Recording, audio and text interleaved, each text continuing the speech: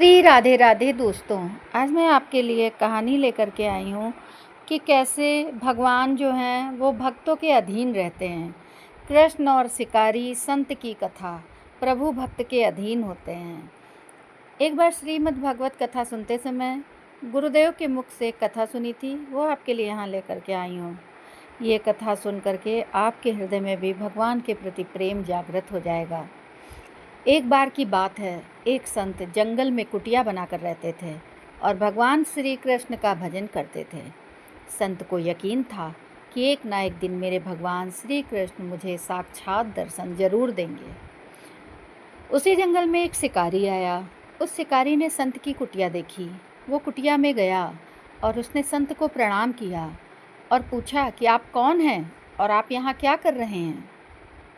संत ने सोचा, यदि मैं इससे कहूँगा कि भगवान श्री कृष्ण के इंतज़ार में बैठा हूँ, उनका दर्शन मुझे किसी प्रकार से हो जाए, तो शायद इसको ये बात समझ में नहीं आएगी। संत ने दूसरा उपाय सोचा और संत ने शिकारी से कहा, भैया पहले आप बताओ कि आप कौन हो और यहाँ किस लिए आए हो।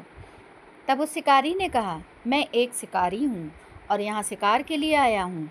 संत ने तुरंत उसी की भाषा में कहा, मैं भी एक शिकारी हूँ और अपने शिकार के लिए यहाँ आया हूँ।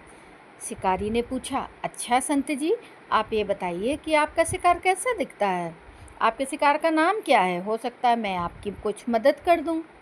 संत ने सोचा, इसे कैसे बताऊँ। फिर भी संत कहते हैं, मेरे शिकार का नाम है, वो दिखने में बहुत ही सुंदर है, सांवरा सलोना है, उसके सिर पर मोर मुकुट है, हाथों में बंसी है। ऐसा कहकर संत जी रोने लगे। अब शिकारी बोला, बाबा रोते क्यों हो, मैं आपके शिकार को जब तक पकड़ ना लूँगा तब तक पानी भी नहीं पीऊँगा और आपके पास नहीं आऊँगा। अब वो शिकारी घने जंगल के अंदर गया और जाल बिछा करके एक पेड़ पर बैठ गया। यहाँ पर इंतज़ार करने लगा। भूखा प्यासा बैठा हुआ एक दिन बीता, दूसरा दिन बीता और फिर तीसरा दिन। भूखे प्यासे शिकारी को नींद भी आने लगी। अब बांके बिहारी को उन पर दया आ गई। भगवान उसके भाव पर रीझ गए। भगवान मंद मंद स्वर से बंसुरी बजाते हुए खुद ही आए और जाल में खुद ही फंस गए। अब जैसे ही शिकारी को फंसे हुए शिकार का अनुभव हुआ तो तुरंत नींद से उठा और उस सांवरे सलोने भगवान को देखा। जैसा बाबा ने बताया था उसका रूप हूबहू वैसा ही था। अब वो ज़ोर ज़ोर से चिल्लाने लगा, मिल गया मिल गया मिल गया, बाबा जी का शिकार मिल गया।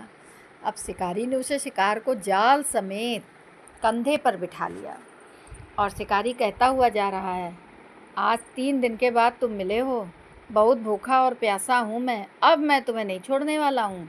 अब तुम्हें सीधे बाबा की कुटिया में ले जाऊँगा, तभी मैं पानी पीऊँगा। शिकारी धीरे धीरे कुटिया की ओर बढ़ रहा था और जैसे ही संत की कुटिया आई तो शिकारी ने आवाज़ लगाई, बाबा बाबा। संत ने तुरंत दरवाज़ा खोला और संत ने उस शिकारी के कंधे पर भगवान श्री कृष्ण को जाल में फंसा देख रहे हैं। अब भगवान श्री कृष्ण जाल में फंसे हुए मंद मंद मुस्कुरा रहे हैं। शिकारी ने कहा, बाबा आपका शिकार ले आया हूँ, बहुत मुश्किल से मिले हैं, आज 3 दिन से मैंने कुछ खाया पिया नहीं है। अब संत के तो आज होश उड़ गए हैं। अब संत शिकारी के चरणों में गिर पड़े। अब संत आज फूट फूट कर रोने लगे। संत कहते हैं, मैंने आज तक भगवान को पाने के लिए अनेक प्रयास किए प्रभु, लेकिन आज आप मुझे इस शिकारी के कारण मिले हो।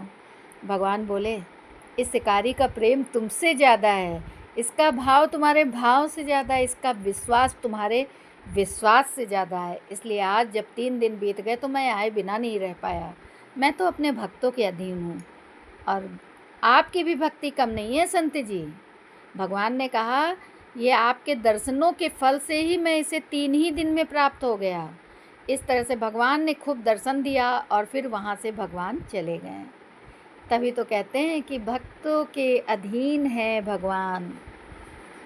भगवान जो हैं वो कुछ नहीं देखते, भगवान तो विश्वास देखते हैं, आस देखते हैं और आपकी भक्ति देखते हैं।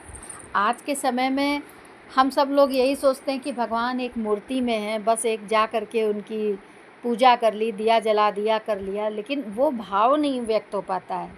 भगवान अपने लिए भाव वैसा ही चाहते हैं जैसा कि भाव एक माँ अपने बेटे के लिए करती है, अपने पति के लिए करती है, अपने और रिश्तेदारों के लिए भाव रखती है, भगवान सोचते हैं कि हमें भी ऐसा मानो कि हम यहाँ पर हैं, इस संसार में हैं, या जिस मूर्ति और तस्वीर को आप पूज रहे हो उस तस्वीर में हैं।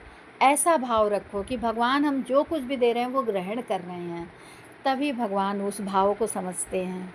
तो राधे राधे दोस्तों, आपको मेरी ये कहानी कैसी लगी हमें कमेंट करके अवश्य बताइए और मेरे चैनल को सब्सक्राइब अवश्य करिए। धन्यवाद दोस्तों।